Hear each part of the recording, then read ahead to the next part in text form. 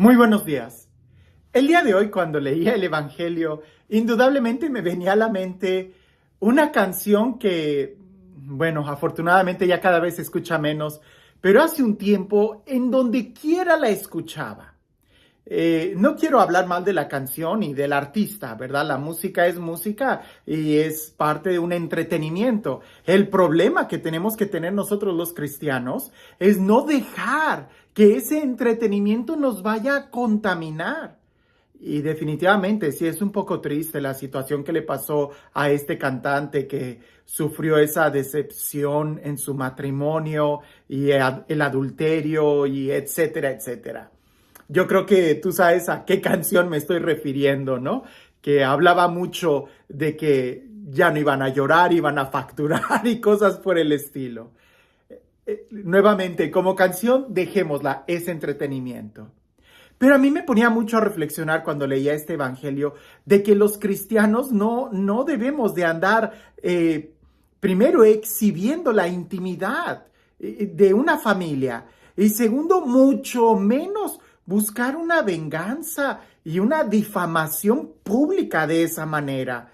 Que los cristianos no deben de facturar, los cristianos deben de perdonar. Y eso está muy por encima, porque tú pudieras vender y cobrar regalías por una herida emocional, pero siempre quedarás herido. Hasta que logres perdonar es cuando realmente tú puedes experimentar la plenitud. Y nuevamente, la canción y el entretenimiento dejémoslo ahí, pero estemos conscientes de que la cultura de este mundo nos está atacando mucho. Y esta parábola que es muy conocida, famosamente, mundialmente, es una pieza de literatura, ¿verdad? A veces la leemos ya tan a la ligera y nos puede pasar lo mismo que escuchas tanto la canción que hasta te fastidia. Pues esta pieza, este evangelio nunca debería de fastidiarnos y realmente deberíamos de vivirlo más y más. Pues si muchos se sintieron identificados con aquella canción que ni siquiera les pasó, cuánto más nosotros nos deberíamos de sentir identificados con esta historia que narra el evangelio, porque realmente parece que es nuestra vida, nuestra historia y a todos de una u otra forma nos ha sucedido. Sin más, escuchemos el evangelio. En aquel tiempo se acercaban a Jesús los publicanos y los pecadores para escucharlo, por lo cual los fariseos y los escribas murmuraban entre sí: Este recibe a los pecadores y come con ellos. Jesús les dijo entonces esta parábola. Un hombre tenía 2 hijos, y el menor de ellos le dijo a su padre: Padre, dame la parte de la herencia que me toca. Y él les repartió los bienes. No muchos días después, el hijo menor, juntando todo lo suyo, se fue a un país lejano y allá derrochó su fortuna, viviendo de una manera disoluta. Después de malgastarlo todo, sobrevino en aquella región una gran hambre y él empezó a padecer necesidad.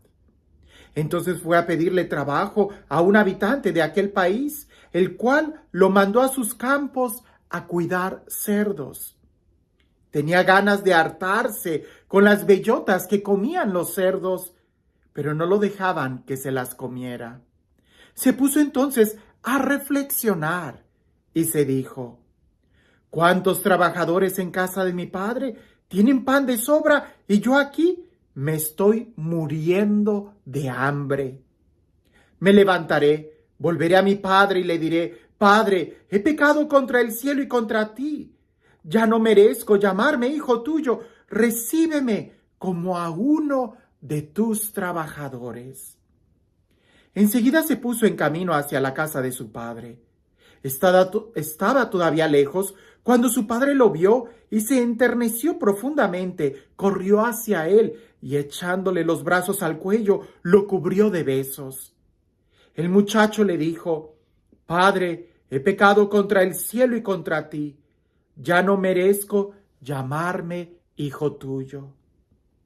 Pero el padre les dijo a sus criados: Pronto, traigan la túnica más rica y vístansela. Póngale un anillo en el dedo y sandalias en los pies. Traigan el becerro gordo y mátenlo.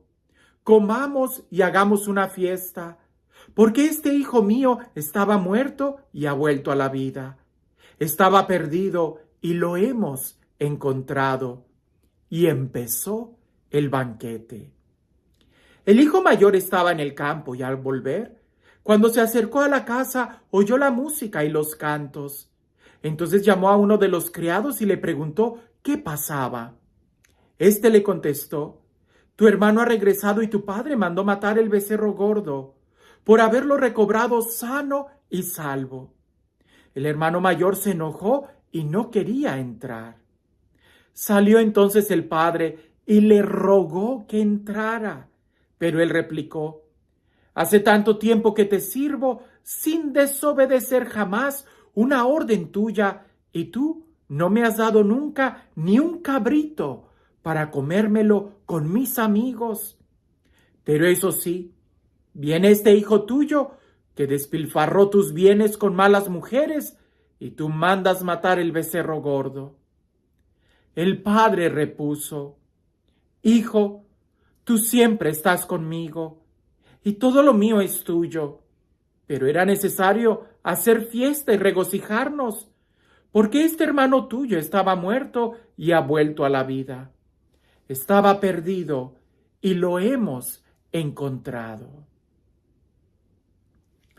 Es una historia que ya conocemos mucho, más de una vez la hemos escuchado, por supuesto que sí. Y seguramente ya has escuchado muchas reflexiones sobre el hijo menor, el hijo mayor, ¿verdad? Reflexiones incluso cuando yo he predicado sobre este evangelio, he hablado hasta de la figura del criado cizañoso que estuvo ahí, que es el que divide a todos. Pero cuando leía este evangelio, había una parte que nunca había pensado en eso. Cuando el hijo menor sintió hambre, fue cuando se puso a reflexionar. Cuando se dio cuenta que no tenía y que el padre tenía pan en abundancia. Cuando se dio cuenta del contraste que había entre él y el padre. Quizás el hijo menor, al ser todo un rebelde, quería el dinero ir y gastárselo, y quizás en algún momento diría: yo no me arrepiento de lo que hice porque viví muy bien. Pero ¿cuál fue la consecuencia? Que tenía hambre. El despilfarrar el dinero, el vivir bajo las pasiones, seducciones de este mundo, no le dio la satisfacción, el sentir la plenitud, sino que sentía hambre. Tenía hambre, incluso quería comerse, dice el evangelio, las bellotas que le daban a los cerdos. Y él sentía hambre. Y reflexionaba: en la casa de mi padre hay pan en abundancia. Déjame juego un poquito con esto. Quizás él había experimentado drogas, alcohol, prostitución, etcétera, etcétera, etcétera. Cosas que no había en la casa de su padre. En la casa de su padre quizás había orden. En la casa de su padre quizás había mucha virtud, mucha castidad. En la casa de su padre quizás había, no lo sé, ante los ojos de esta persona, un poco de aburrimiento. Por eso él se fue. Pero todo lo que él había vivido, las drogas, el sexo, los placeres, hacían que siguiera teniendo hambre. Y esa hambre solamente iba a ser saciada en la casa de su padre. No con las drogas. Él no dijo: me levantaré y haré un negocio, seré un emprendedor, haré estas cosas nuevas y nadie me detendrá. No. Llegó a un punto en donde dijo: me levantaré e iré a la casa de mi padre. Allá sí hay pan en abundancia que sacia mi hambre. ¿De qué pan estoy hablando yo? Del amor. Él se dio cuenta que no era amado. Él se dio cuenta que en la borrachera no era amado. Él se dio cuenta que pagándole a mujeres eso no era amor. Él se dio cuenta que en las drogas no había felicidad. y se levantó y fue a la casa del padre. Y ya sabemos esa historia. El padre lo abraza, lo besa, lo perdona, ¿verdad? Le cambia la dignidad, nuevo vestido, le da un anillo de pertenencia, nuevas sandalias. El muchacho empezó a caminar diferente, entró y hubo un banquete. Quizás tú y yo en este momento de nuestras vidas no nos vamos a sentir tan identificados con el hijo menor, ¿verdad? Porque pues ya estamos en la casa del padre. Pero ¿estamos experimentando el amor del Padre? Porque el hijo mayor no quiso entrar. Y lo triste es que el hijo mayor no se daba cuenta del hambre que él también tenía. ¿Por qué digo esto? Porque él estaba afuera y el banquete estaba dentro. Él se sentía justo, él sentía que estaba en lo correcto, él pensaba que él tenía la verdad y la razón. Y que el padre estaba mal. Y esa actitud de soberbia del hijo mayor lo llevó a tener hambre, pero lo hacía ciego, no lo hacía ver la necesidad que él tenía. ¿Te das cuenta? A veces nosotros estamos como el hijo mayor. El hijo menor claramente se dio cuenta de la necesidad que él tenía.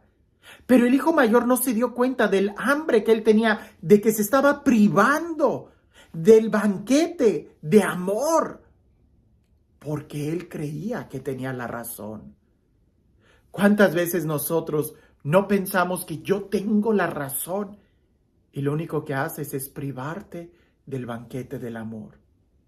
Mira, en las relaciones personales yo siempre lo digo, aquí no se trata de orgullo, aquí no se trata de quién tiene o no tiene la razón. Aquí se trata de que nuestro corazón realmente sienta el amor y la verdadera fraternidad. Y eso solamente lo tenemos cuando entramos a la casa del Padre. En este tiempo de Cuaresma, deja de pensar si tú eres bueno o malo. Deja de pensar si tienes cosas que cambiar o no. Piensa en el Padre amoroso, en Dios. Y que ahí sí hay amor en abundancia. Y ahora, sin ningún prejuicio, voltea a ver tu corazón. ¿No será que tú también necesitas amor? ¿No será que tú también necesitas un abrazo? ¿No será que tú también necesitas ser comprendido, ser saciado de esa hambre? Pues sí, si lo necesitas, aunque seas bueno o seas un pecador, aunque tengas la razón o estés equivocado, no te quedes afuera y entremos a la casa del Padre. Y este Dios, el Dios del amor, el Dios de la vida, el Dios que nos perdona y que hace nuevas todas las cosas, que sea Él, y en el día de hoy nos bendiga en el nombre del Padre, del Hijo y del Espíritu Santo. Hablando del perdón, hablando de entrar al amor, a la casa del Padre, al banquete, de saciar nuestro corazón. La naturaleza del cristiano es vivir en el amor. Para eso Dios nos creó. Bueno, cuentan por ahí, y déjame te lo cuento como una fábula, entre muchos animales que había ahí en la selva. Había un alacrán que había caído al agua y se estaba ahogando. Y baja un pequeño chimpancé y pone la mano abajo del agua para sacar el alacrán y ponerlo en la tierra. Y el alacrán le pica la mano al chimpancé y por inercia lo tira al agua. Y cuando lo ve ahogándose, el chimpancé vuelve a poner la mano para sacarlo del agua y el alacrán le vuelve a picar y el chimpancé por inercia lo tira. Esta escena se repitió varias veces hasta que un chimpancé más maduro lo ve y le dice: ¿pero qué haces? ¿No te estás dando cuenta que la naturaleza del alacrán es picarte? Y el chimpancé dice: eso ya lo aprendí. Pero mi naturaleza es ayudarlo y voy a sacarlo del agua aunque me esté pique y pique. El chimpancé más maduro le dijo: pues es loable tu intención, no cambies. Pero entonces aprende a usar alguna herramienta, una hoja, para que te ayude a sacarlo del agua sin que te pique. Esa es la actitud del cristiano. El que no cambia, el que sabe que tiene que amar, pero el que madura y hace las cosas correctas. Quiero aprovechar en este video para darle gracias a todas las personas que me han estado felicitando por mi cumpleaños. Hace ya casi 5 años, cuando yo inicié estos videos, pues me era casi fácil el poder escribir de manera personal a todos aquellos que me felicitaban. Pero ya el día de hoy me es casi imposible. Una, porque son muchísimos los que me escriben, y otra es porque no tengo tiempo al ser párroco de esta comunidad. Ciertamente, cuando veo todos esos comentarios y todas esas muestras de afecto, pues ciertamente, créanlo, los aprecio mucho y también los tengo como mi parroquia virtual.